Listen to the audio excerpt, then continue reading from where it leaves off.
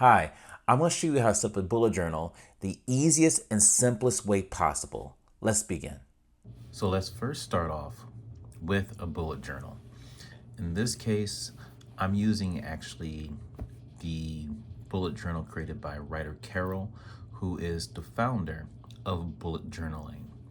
And why I like his notebook is that it has a lot of guides to help you organize your bullet journal. Now, when it comes to bullet journaling, for me, I'm not interested in designing and artwork and putting a lot of drawings in my bullet journal. I'm really just trying to use it as a practical tool that I can jump into and immediately start organizing my day and becoming more productive. So the way his is laid out is very simple with certain guides that you have on the inside. So what I'm going to do is walk you through how I set up my bullet journal. So number one, the first page here is adding your name. Now also you want to add your email here, and I will, because in my older bullet journal, I lost it at one point. And actually I had my email address and I had this message saying that return for reward. And the person actually returned my bullet journal to me, and they didn't want the reward. They just did it out of the goodness of their heart. And I appreciate that gentleman who did that. So put your information here, your name, your email address, and tell a person that you'll give them a little something for returning your bullet journal. Next, we have a key, which I love this because it keeps you as a reminder in your mind of the different ways that you can actually use your bullet journal in terms of the keys. So in here we have task, task completed, migrate, task scheduled, task relevant, note, event, and priority. That's very, very helpful. And again, by using this particular one, this version 2 of the bullet journal, it's in here, so I don't have to try to remember it. Here, the writer tells you to put information in terms of your intentions for his bullet journal. In this case, I added my ikigai. And an ikigai is pretty much a Japanese word that it's your why, it's your reason for being or living, for doing. So in this case, I put mine in here. It was a combination of who I am. And this is actually a good thing to put here. So you can put an intention, but instead I put my ikigai, and I might cover what ikigais are in other videos, but for right now, just think of it as, what is your why? What is your purpose for this bullet journal or for your life? Next, we move on to the index section. Now, the great thing about this is just a list of the different sections that I currently have in my bullet journal and kind of how I organized it. And as I go along and I start to fill out more information in my bullet journal, this information will get longer and longer. It just helps me go back and find different information as I continue to add into this journal. So all bullet journals have an index section, but as you can see, I don't have much in terms of designs here. Maybe this one over here, but there's not a lot of design calendars and things like that and drawings, because again, I want to spend less time trying to draw and more time on just action.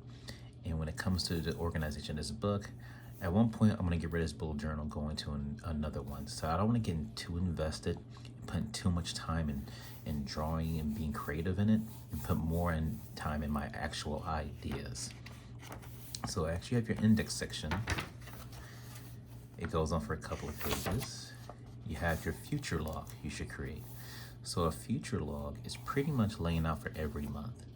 And so you're in January now, but you might have something already. Maybe it's a birthday, maybe it's an event, maybe it's a trip that's in May. So you're gonna mark this down here, and when you get to this month, you can come back and look at the information you have stored here. So it's an excellent place, your future log, to store information in the future as well as now. So of course we have all 12 months here until the end of the year. Now this is where it gets interesting. This is a little bit different from what Ryder Carroll does in terms of his bullet journaling. I use a system called the 12-week year to some degree, and 12-week year pretty much has you set up long-term 3-year goals, and then it also have you look at things on a quarterly basis. For me, I have my long-term aspirational goals in terms of my life on one page. The next page, I kind of broke it down for the next 3 years of how I'm going to actualize these things in a very practical way. And when it comes to setting my goals, I'm thinking about process goals, things that are in my control, not things that are in control of other people. So say I want to make a certain amount of money through my content or my products. I putting a number is something I can't control, hitting that number, but I can't control all the work that I do to get to that point. So when I set up my process goals, it's for me to actually know that these are things that are in my control, but the numbers and how much I'll make from that, or how people respond, or my following that will grow, those are things I can't directly control because those are in the hands of other people. So when putting together your goals, is a good idea to think of it as what are goals can I put together? They're in my control. Again, process goals, not things that are outside of me, because you will get frustrated because you never know when you're going to hit a certain number or get a certain growth or get a certain place in your life, because there's so many outside circumstances. But what you can control is yourself.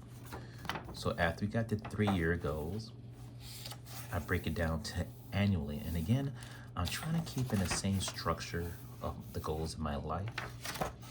And if you notice, I keep 5 areas that goes from professional to personal to family and also my health.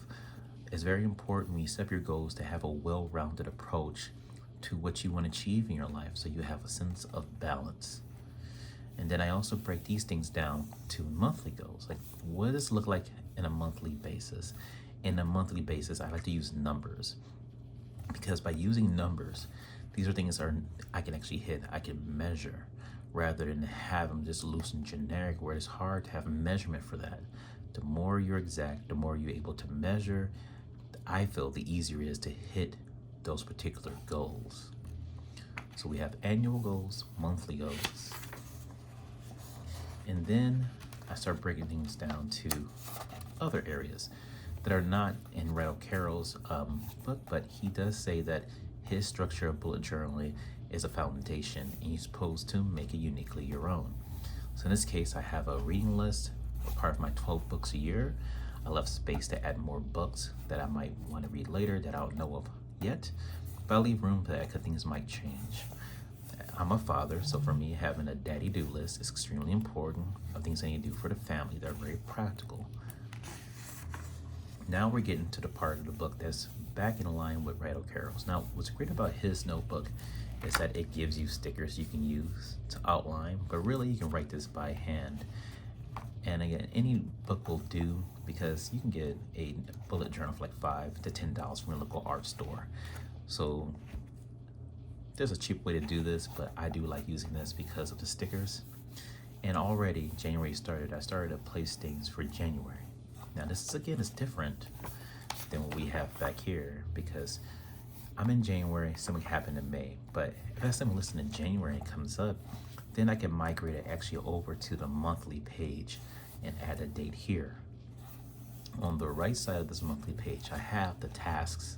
So these are major tasks that I'm going to keep in mind, or things I will add that I need to do for the month, but maybe not coming up that week, but it's something that pops. I'm like, okay, I know I want to do it for this month. Let me add it here. It's not associated with a date, but it's something a task I definitely need to accomplish.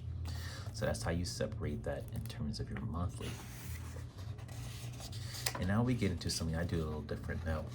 With Ryder Carroll's version, there's no weekly list. It's just you go right into your days. But for me, I like to have an overview of my week, of things that I need to do for that week. And I keep 2 pages to allow it to fill of both pages. Now from that, I started getting to my day-to-day practices, which becomes my weekly thing, where I just add Monday, Tuesday, the date, and I just start jotting down what's on my mind, or things that I need to do that pulls from the other areas in my bullet journal. Now, what I love about this as a person who's very creative, who has a lot of ideas, a lot of things bounce in my head, is that this allows me to actually take all these ideas that are floating around and actually trap them down on a page. So now I can keep a running log of just all these different ideas, things that pop up. And remember, I don't have to accomplish all these things. There are some that are a priority. I might put an asterisk next to them, but a lot of these things are things I just want to keep in mind and then organize them for a later time, or get rid of them later when I figure like, okay, I really don't need to do those particular things. So that's pretty much the simple structure in a very easy, simple way to organize your bullet journal. The last thing I would add is that at the end of the book, usually what I do is if I see quotes that I like, I'll add quotes to the back from different books that I read. And what's great about this, there's a pocket. I do recommend getting a bullet journal with a pocket because it allows for you to hold stuff in the back of it. So again, this is the bullet journal that I use. It's really good, but you can use any book that you can find that's a bullet journal from any store.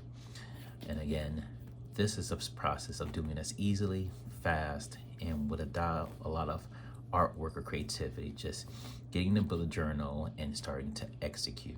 If you have any questions, leave a comment. Other than that, have a great and wonderful day.